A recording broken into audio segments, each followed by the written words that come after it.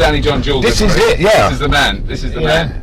This is, and I'm a bit nervous because there is a recycling bin truck in front of me. Very ironic that it's actually there. And it is, and on a Friday, which is when they do collect the bins. Yeah, this is. It's you know what? It's spooky, isn't it? Actually, it's too close to actually be even funny, Bob, because this is about where the altercation happened. And look, you know, and this is where I was photographed right here by the whole thing by the what's it called? Bizarre. And she's sitting out the window there. She was at the window. Oh, was she when we were out there? She was just at the window. Wow. I met you when I started doing Red Dwarf. Yeah. And I know you've done other stuff. I know what you've done since then, but I don't know what you did before. Oh, before that? Yeah. Goodness me. Well, you know, sorry, do right. Shit, sorry. Yeah, all right. I've just left half the car at the junction. It is now half electric. I've just left a big electric motor in the road. There's a guy behind me. We'll get there in the end. Yeah. This is nice. I like this road. There's a cat. There's a cat and loads of speed humps. Oh, there's one. So anyway, well, I started off as a dancer in a group called Second Generation, which was you know, the old sort of seaside special stuff, you know, when variety was still and so did you train to do that beforehand then? Had you done sort of classes at the what happened, I actually did gymnastics at school in lunchtime. Right. It wasn't actually part of our curriculum, but we had a guy that Mr. Power, who used to be one of the British coaches, and me and another guy called Leslie, I can't remember, Leslie Davis, I think his name was. We were the ones that got good enough to go to the club with Mr. Power, and we used to go in his little mini after school twice a week to this club in Mornington Crescent. Wow. Just near the Camden Palace. Because you lived in Notting Hill then? Notting Hill, yeah. I went to all kinds of after school activities. Right. I went to a place called the Stowe Club, which was you could play football. It's just up near you, just around the corner. I know the Stowe Club. Yeah. They had boxing in there. They had table tennis, which was what I loved playing there. They had, and this was what the age, sort of early teens, that kind of age. Yeah. While we were at school, there was a lot more racism. Right. Overtly. But was there amongst your peer group, like the kids you hung out with? No, because Notting Hill was always a melting pot. Yeah. I was lucky to be brought up in Notting Hill because, you know, I had white friends. Right. Even when, you know, in the times of, you're talking, these are the days when, you know, skinheads were still running amok, and National Front and all that stuff was going on. We had the Notting Hill Adventure Playground. Right, which I remember where, that, you know, kids were walking around with pickaxes and hammers and 6-inch nails, nailing things, and, you know, you never heard of people sort of whacking each other over the head with a hammer and all that. I had all that juice and that, you know, background. When I went to be a dancer, then, you know, it's a hard game. Yeah. As you know. Yeah. It wasn't hard for me. This was a doddle. Right. Compared to growing up in Notting Hill. Yes. You know, so whereas, you know, the lovies would be like, oh darling, you know, I'm just absolutely shattered today.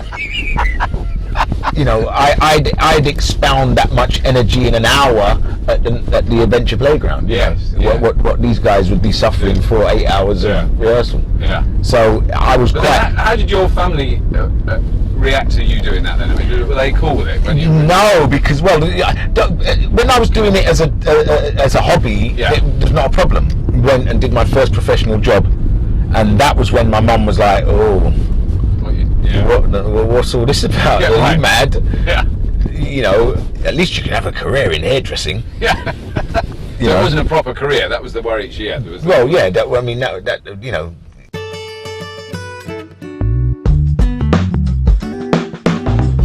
So what was the first job then? What was the first job? I was in the Second Generation at the Sandown Pavilion, Isle of Wight, 6-month contract. Wow. Jimmy Tarbuck headlining, Dickie Henderson, you know.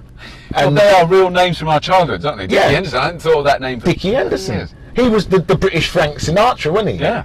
You know, he used to do that. A big name. He used to do a sort of old Blue Eyes act. Even though it was variety in the 70s. You know, you got to imagine Kenny fairly Lynch. cheesy. No, but you can imagine. You know, the whole Charlie Williams. You know, hey, I'm sweating chocolate. I mean, oh God. You know, this is what we were working around. Right, I tell you what though, Jimmy used to tell this joke, right? And obviously I was used as the butt of the joke. And you know, a lot of people, you can look back at it now and say, boy, you know what? People say now, oh, boy, I wouldn't have had that. Yeah. You know, at the end of the show, judge it on today's terms, at the end of the show, this is what Jimmy's joke was, yeah? Hey, great weather we're having. Look at that, he's only been here 2 weeks. Oh, God, yeah, of my life. Wow, that was a regular gag. That was an every night gag, and it got a woofer. Yeah, it got a huge woofer. Oh, a huge woofer. And you know what? Yeah, I wouldn't have minded, but I didn't get paid extra money. Yeah. You know, come on, Jimmy. I mean, it's worth 20 quid a week, surely. Surely a bit of extra. Come on. You know, when I went to see a Sunday concert about a year later, and he remembered me as well and come and bought me a drink in the bar. Right. You know, and he was nice to you on stage. Oh, no. I mean, he was all right. I used to go in his dressing room and talk to him. Yeah. I used to just have normal chats with him. And that's how I found out about his golfing and you know, the fact that he lived in the middle of a golf course and all that kind of stuff. And you know, loads of those guys I used to chat to. Yeah. You know.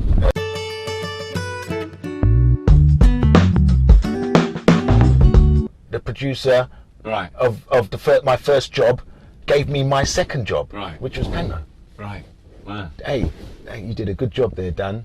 Yeah. I tell you what, I'm doing Panto. Why don't you play Man Friday? Wow. And that was the gig. Man Friday. I did with the fucking. Who was Robinson Crusoe? It was Alvin Stardust.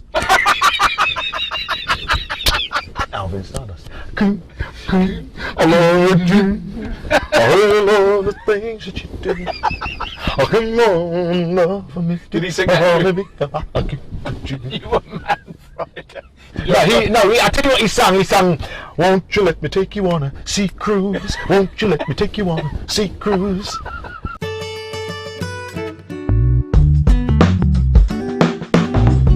Right where this guy's coming out. God. Oh shit. Yeah. What we doing? No. That's my old schoolmates. I just wanted to go and say a quick yo to him. Right. Yeah. We can just. You don't have to go. Just do it illegal, in and out. Oh shit. Sorry. No, don't worry. I'm not a good North London driver. Like no, but this is good. You don't want to. You know, this is great editing stuff. This. I'll just use those bits. Yeah, use all the. No, what road are we on now? This is West End Lane. Oh, is it West End Lane? Yeah, so what you want to do now is you're going to have to go down there and then come back round, which is no problem. We're now turning into a real dodgy yard, which is where if you just mates. What is that? Yeah. And what, the scooter guys? This is where I bought my motorbike. Right. But he's a Rutherford boy. And what were you from? Yeah, from school. Oh, right. Actually, let me just see where he is, right? And you might go. Look, so this will be where a slick edit will happen, right?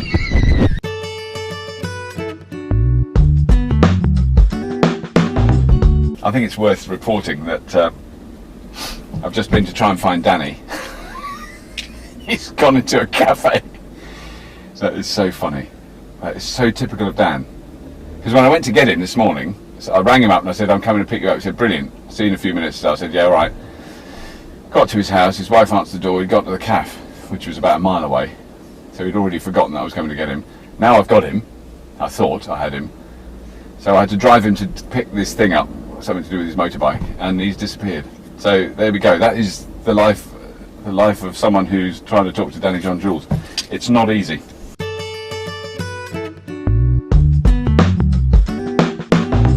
You're trying to convince people that I'm still the guy that you knew, and I haven't turned into this lunatic. You know, God, you know, we'll argue all day and night, but you know, if I've never had to get physical with Craig, then I'll never have to get physical with anybody. That's true. You know what I mean? Because actually, that's one of the things I thought of. You know? Yeah, you did that. You and Craig were the only two that were in every single episode of Red Dwarf. Because I didn't do all of them. Since 1987. And we have never come to blows. Yeah. And that is so pretty impressive. Yeah. So why would I all of a sudden be in a brawl over a piece of polystyrene 5 inches long. And I tell that to people, and they think, surely. Because you've never. I mean, I'm just asking now as a mate. I've never seen you be even remotely violent. But have you ever been in a fracas? In a punch up or a. I mean, you just don't strike me as the sort of guy that would start. From school days. Well, probably when you were a kid, yeah. I mean, we all did then. But I mean, not as an adult. Then you've never been in trouble. You've never been in trouble with the law. I can't fight because I've got 2 knees that would collapse in, from the gymnastics and the dancing days. But hey, what 3 magistrates will believe is anyone's. It's extraordinary. Because a lot of people I've spoken to, they've said, "Oh, that sounds a lot of nonsense." Even people who don't know you, they go, "Well, that's nonsense. That'll get thrown out." And they go, "Well, he's in front of magistrates." That's immediate. Everyone's reaction. Yeah. Oh, right. Well, because I'm not being judged by my peers, am I? No. And I doubt if you really in magistrates court will ever be judged by your peers, because. Well, your brother as well. My mum worked in the courts, and my brother works as a barrister. I mean, effectively, you came out of a background where the law wasn't your enemy. The law. That's what we grew up with. The law in the house. Yeah. Because what's your brother? He's a barrister. And so, the fact is that I was stepping over law books, looking for me tights, kind of thing, when we shared a bedroom. Kind of, you know what I mean? It's that ridiculous. Yeah.